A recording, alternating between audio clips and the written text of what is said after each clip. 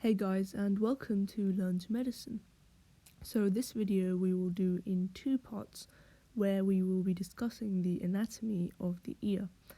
The first part will involve me going through the anatomy of the external ear, and the second will involve questions for you to do, and I will go over the answers as well. If you feel like you know the subject pretty well, then feel free to do the questions and then come back to watch the areas you don't feel confident in. Or you can watch the explanations first and then do the questions. Whatever works for you, there will be timestamps in the descriptions. So without further ado, let's jump into the external ear. Well, not literally, but you know what I mean.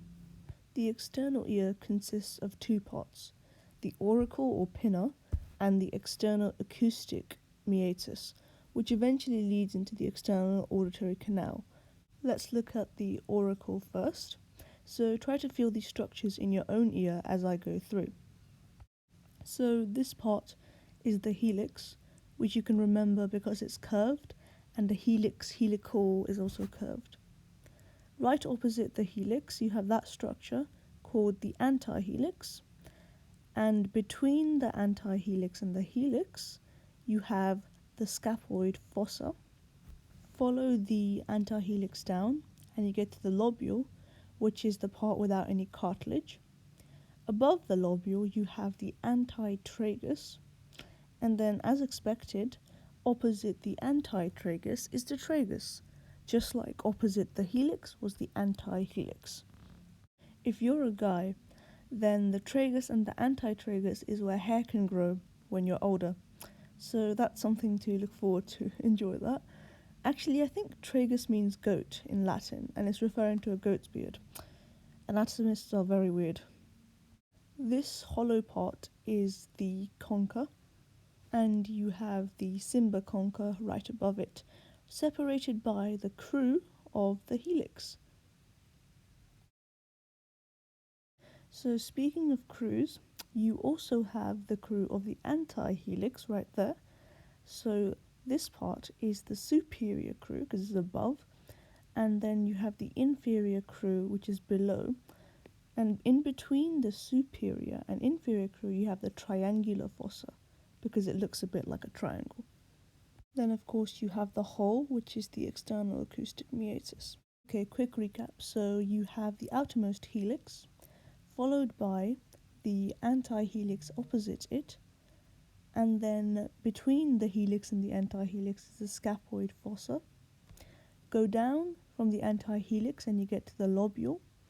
Above the lobule is the antitragus. Opposite the antitragus is the tragus. Then you have the hollow part, the concha. Above the concha is the cymba concha, which is separated by the crew of the helix. Between the superior crew of the antihelix and the inferior crew of the antihelix is the triangular fossa. And then you have the hole, which is the external acoustic meatus. Okay, brilliant. So what's the point of all this anatomy? The point is that it's shaped in a way that allows the auricle to collect sound efficiently and funnel them into the ear where it can be amplified further.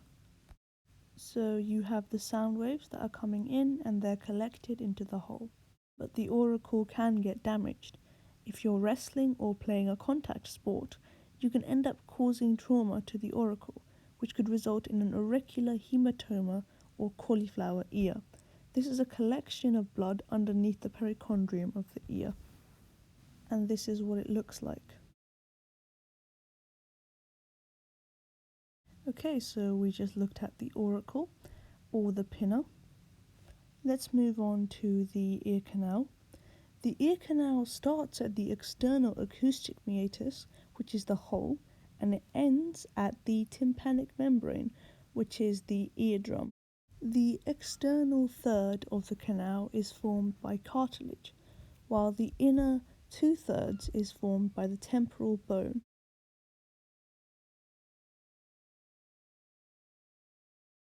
The temporal bone is right here, and you have the external acoustic meatus, which is that hole, along with the mastoid process, the styloid process, and the zygomatic process, which we will go over.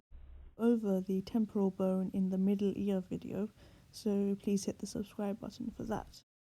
The external ear canal has a similar histology to the most of skin. So it contains keratinized, stratified, squamous epithelium. This is where the top layer doesn't have any nuclei and the bottom layers do. Something extra from the skin, which the ear has, is these ceriminous cells, which produce, you might have guessed it, earwax. Earwax is important in trapping dust and other foreign particles that could cause damage if it went further. Something I did not know is that earwax is also a bug repellent, which honestly, thank God, because imagine these things flying into your ear. Now, this picture is a bit misleading because the ear canal is not this straight. It passes upwards a bit in an anterior forwards direction, then it turns slightly towards the back posteriorly, still going upwards, and then it goes back into a forwards anterior position with a slight descent. The reason that I'm making a point of this is because when doctors use an otoscope to look into the ear, they have to make sure the canal is straighter so they can see into the tympanic membrane. So in adults, they lift the ear upwards and backwards, whereas in children, they pull it horizontally backwards. Children have a few different shaped structures, which is why they tend to get more ear infections. Let's look at the final structure of the external ear, the tympanic membrane. So the tympanic membrane consists of two parts, the pars tensor and the pars flaccida. The pars tensor is the larger of the two zones and, as its name suggests, is tense, resilient, whereas the pars flaccida is the smaller of the two zones and it's flaccid and weaker, and that's the pars flaccida, and then you have the pars tensor all the way around.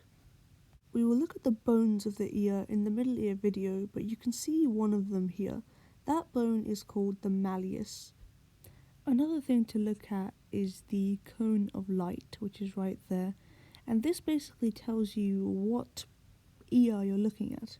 So let's take a look at the tympanic membrane in this form, so we can label everything and go from there. So you have the pars flaccida up there, and the pars tensor, then you have the umbo, handle and lateral process of the malleus, you have the posterior and anterior malleolar fold, and the cone of light that you can see.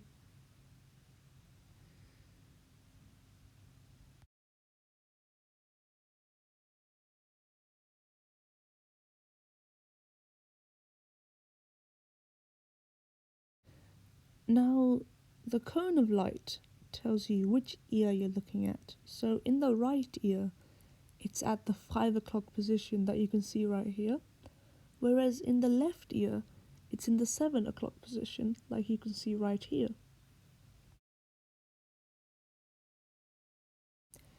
Okay, so that's the anatomy of the tympanic membrane. Let's look at some clinical links. The tympanic membrane can get perforated, so it can have a hole that damages it. And this mainly happens via two mechanisms. So you can either get it due to a physical trauma, or it can happen due to an infection.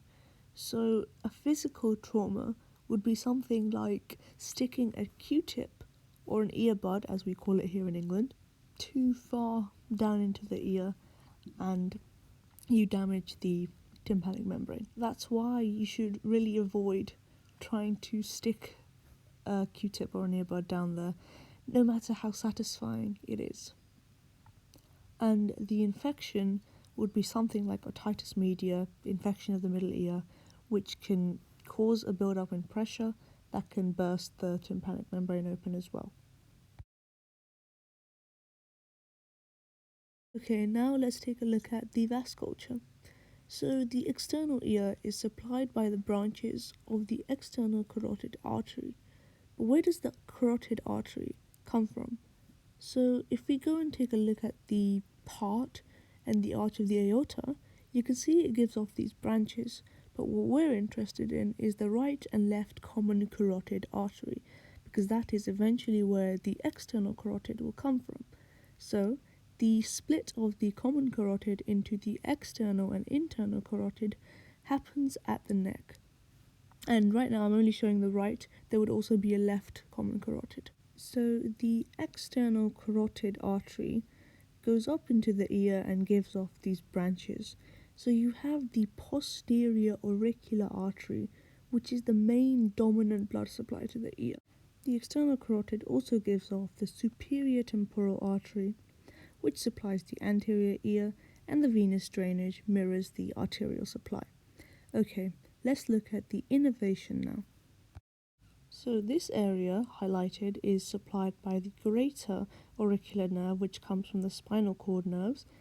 The green part is supplied by the auricular temporal nerve, and then this part of the concha and beyond is supplied by the branches of vagus and facial nerves. And then you have the cranial side of the ear, so the back of the ear, that's more towards the skull, which is supplied by these nerves. Okay, now let's look at the lymphatics of the ear. So the superior part of the lateral part will drain its lymph to the superior parotid lymph node, parotid meaning beside ear. The cranial side at the back of the ear will drain to the mastoid lymph nodes. Remember when I showed you the mastoid bone, or I briefly talked about it in the temporal bone part? This would be the lump behind the ear. You can actually feel it on yourself. This will then drain into the deep cervical lymph nodes in the neck, and the rest of the ear will drain to the superficial cervical lymph nodes, which eventually do end up draining to the deep cervical lymph nodes. So the deep cervical lymph nodes I highlighted as the less highlighted portions, and the superficial as the more highlighted portions. So that's just showing that all the lymph will eventually drain into the deep cervical lymph node. In terms of the clinical links for this, is that if somebody has a tumour developing in the ear, you feel the parotid lymph nodes, you feel at the back to the mastoid lymph nodes, and you feel the cervical lymph nodes at the neck. So you carry out a lymph node examination because cancer can spread through the lymph nodes.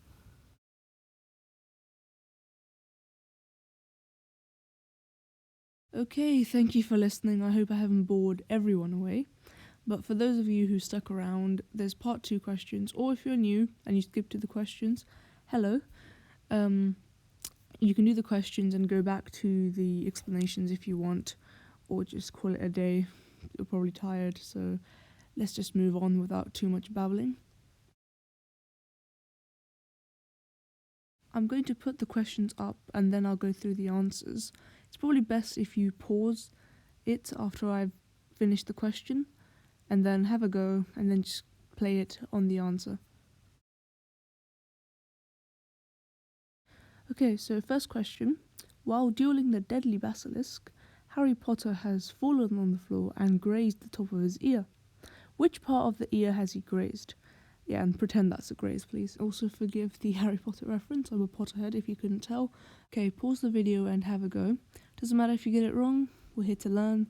So pause it now and then I'll reveal the answers.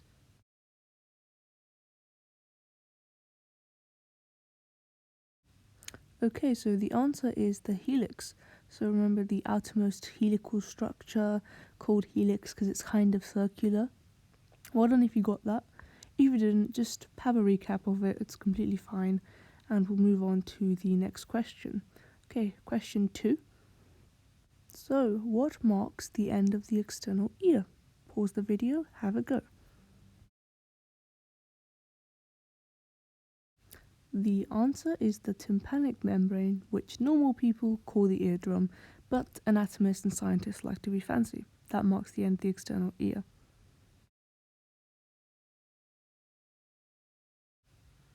Okay, question 3. An 18-year-old boy has come to see you about a bulge in his ear. He's a rugby player and is becoming quite worried because his friends have been teasing him by calling him Cauliflower Boy. What is this condition called? Pause the video, have a go.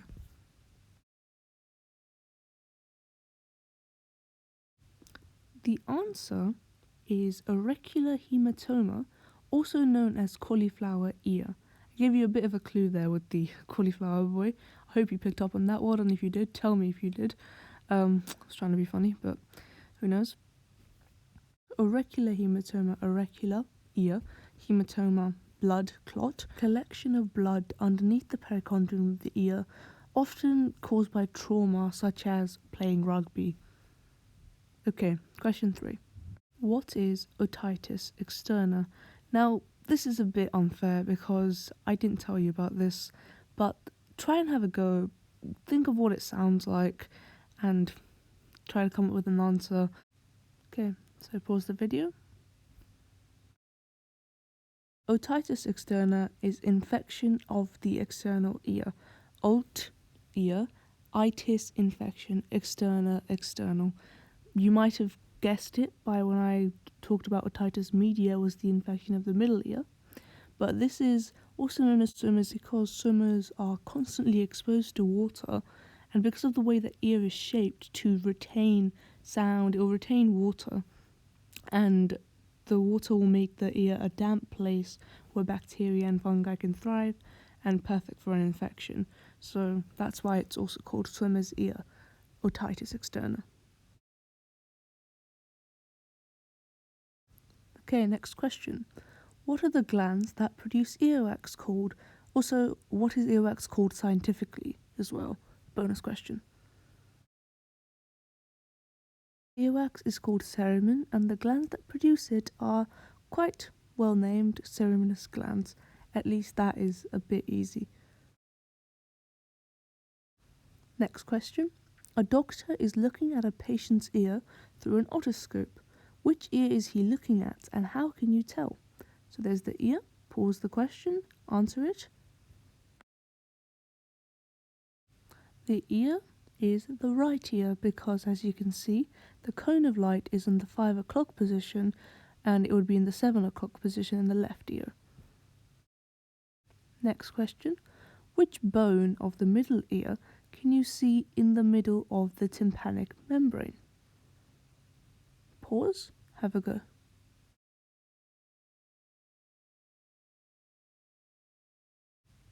The bone is the malleus, so it is that first bone right there. You can also see a bit of incus, but we'll talk about that more in the middle ear video.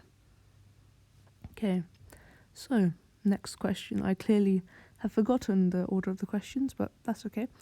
So a 19-year-old student has come to show their ear to the doctor. Upon examination from an otoscope, it is concluded that the student has perforated their tympanic membrane. Upon taking their history, the student admits he consistently uses earbuds despite knowing from his studies that he should not. Apart from trauma, how else can the tympanic membrane be perforated? Pause the video, have a go. Most common reasons for perforation of the tympanic membrane is trauma or infection like otitis media, which I hope you guys now know means infection of the middle ear because ot, ear, itis, infection, media, middle. Okay, just like ot, ear, itis, infection, externa, external. Okay, brilliant. Moving on. What artery is the dominant blood supply to the ear? Think about it, pause, and think. The answer is the posterior auricular artery. And a follow-up question, where does the posterior auricular artery branch from? Which blood vessel? And where does all the blood vessels of the ear branch off from? Pause, think. The answer is the external carotid, which we know branches off from the common carotid, which branches off from the aorta, which goes from the left ventricle of the heart.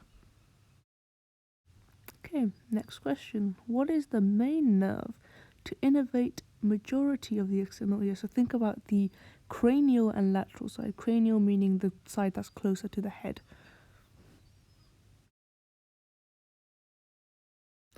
The answer is the greater auditory nerve, which comes from the cervicospinal nodes. Nerves, sorry. That should be nerve. And the way you can remember this is dominant, greater, auditory ear, greater auditory nerve.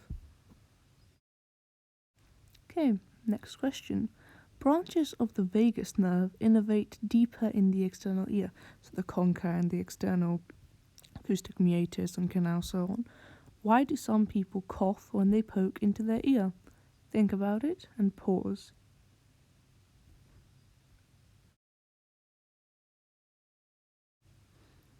The poking stimulates the vagus nerve, which is responsible for the cough reflex. So you poke deeper into the ear, you have branches of this vagus nerve which innervates those areas, and because that's connected to obviously the overall vagus nerve and to the cough reflex nearby, you poke, you get an involuntary cough reflex. Only in some people, not all.